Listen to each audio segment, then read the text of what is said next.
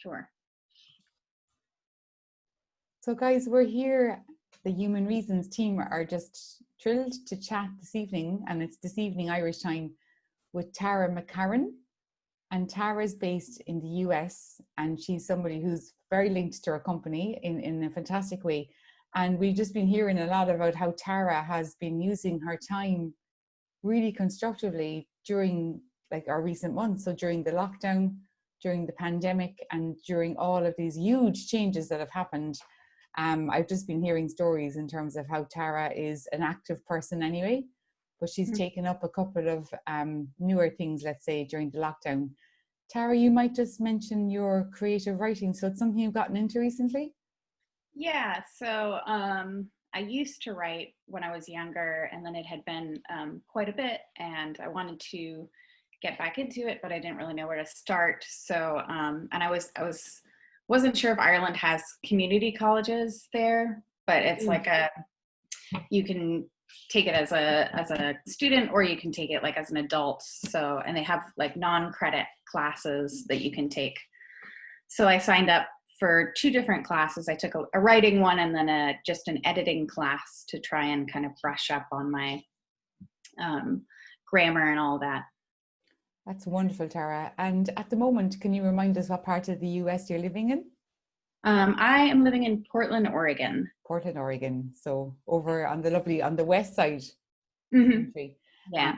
Brilliant. And we're obviously, we're headquartered in East Cork and Cove, where you've got lots of family connections. And Tara, your own family are a very creative family. So you've lots of creativity in your family already. There's all these musicians and you now with the creative writing. So I know in the earlier days you did a psychology degree, I think.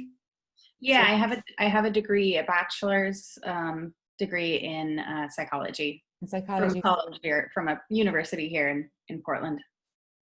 Fantastic. And when you were in, let's say, middle school and high school, like, did you like English and kind of essays and things as subjects?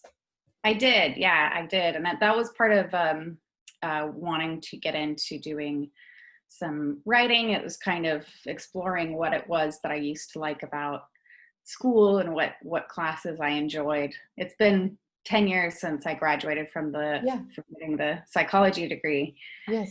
And, I've been bartending since then. Yeah. Wow. Kind of just got into that and kept going with it. Now it's kind of, now that I've been out of work. Yeah. I was kind of just wanting to explore some more different options and what was out there.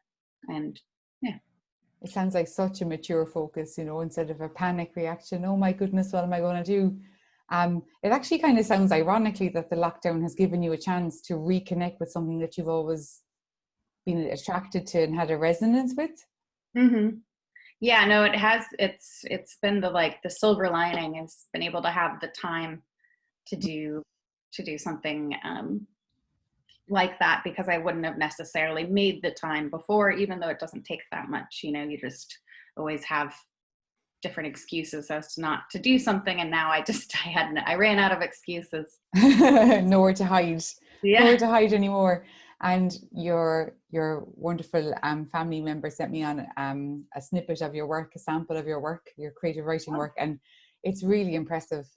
Like it's really rich, and I know what you're saying about the time, because I suppose something like creative writing, I don't know, sometimes we might feel, oh, I need a reason to do that because it's not essential. It's not something I have to do. I don't have to creatively write to breathe, to get through the day. Yeah. It seems like an extra.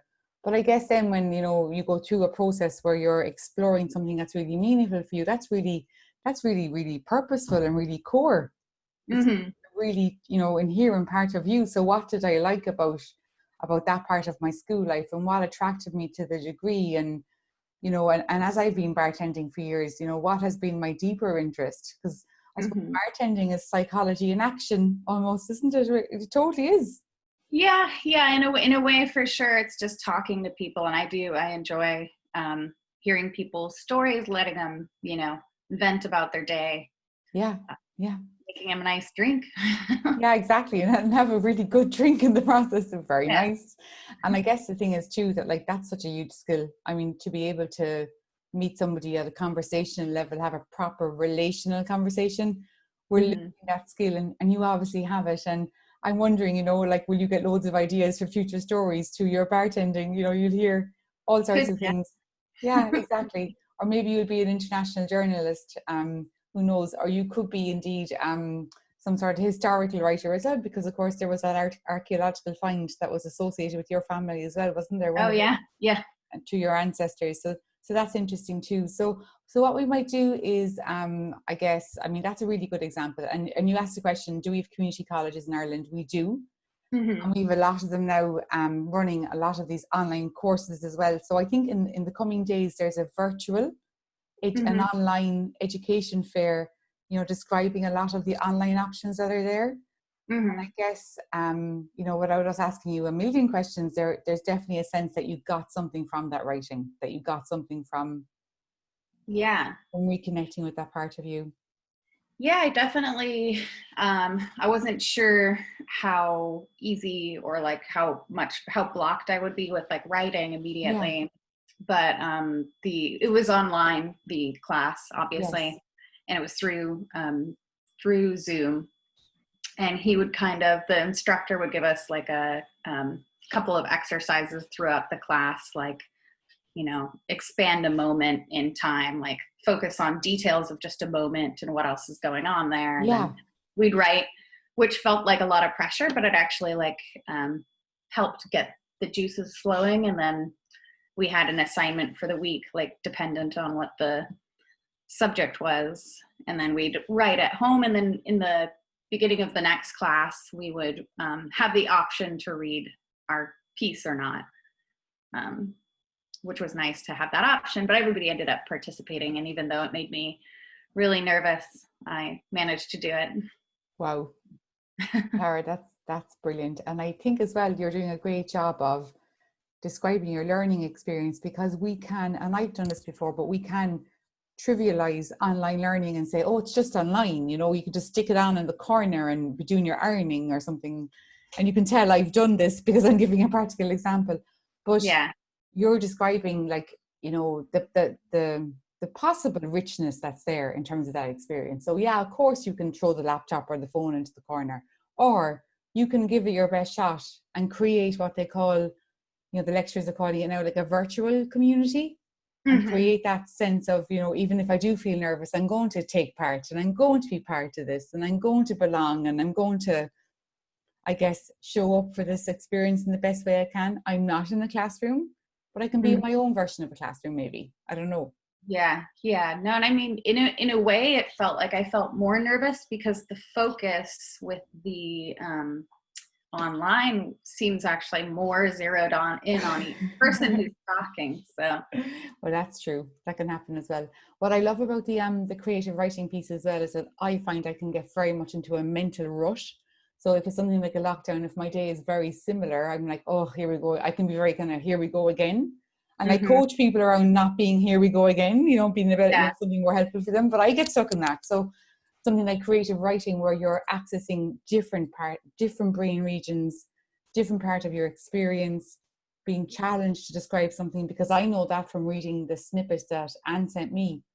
Like, instead of saying the light was on in the kitchen, your Mm-hmm. depth, it was like the light was reflecting, and there was this and there was that, and it's so rich, so it is very challenging, and I would imagine it's very healthy for your I suppose Yeah. your functioning. Mm-hmm.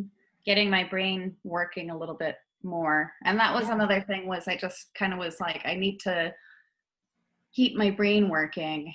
yeah, And so that was helping. I started doing crossword puzzles, yeah, kind of to just get like the word variety out into my head. And at first, when all the quarantine started, all the pandemic started, I couldn't really focus. yeah, And I think that was just the initial, like, you know, yeah, everything's changed and panic mode, and my brain was just survival mode, so I wasn't getting a whole lot done. yeah. But as time went on, I got used to the idea that, this is the new normal, and how can I work within that. And so my Absolutely. brain started working again, and I was able to read again, because that was one of the things. I couldn't pick up a book and read it. Yeah, My yeah. focus wasn't there.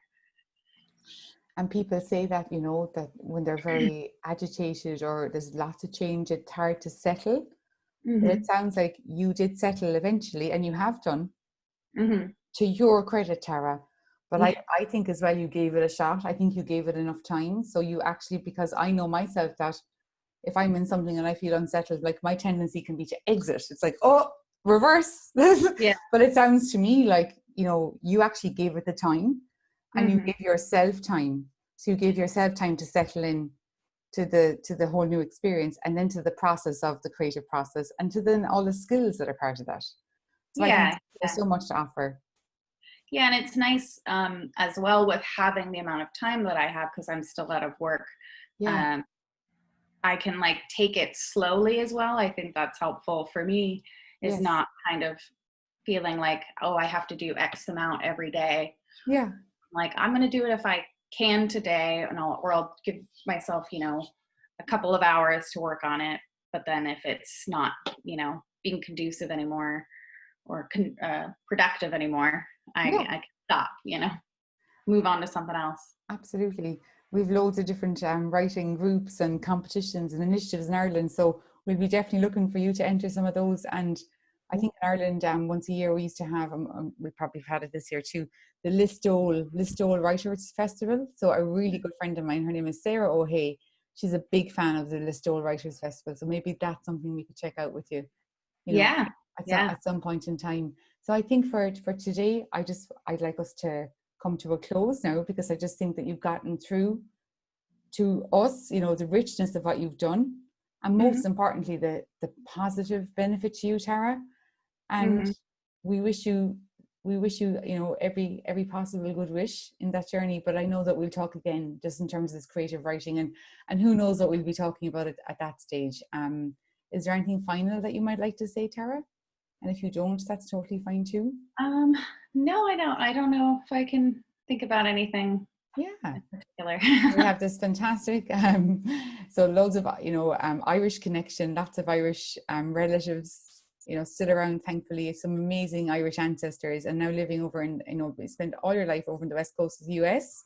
Hmm. Who knows, we might see you in on Irish soil sooner rather than later. I hope we do anyway. Oh yeah, yeah, yeah. Eventually, when we can travel again. Exactly. So I'm just going to stop the recording there now in 1 second.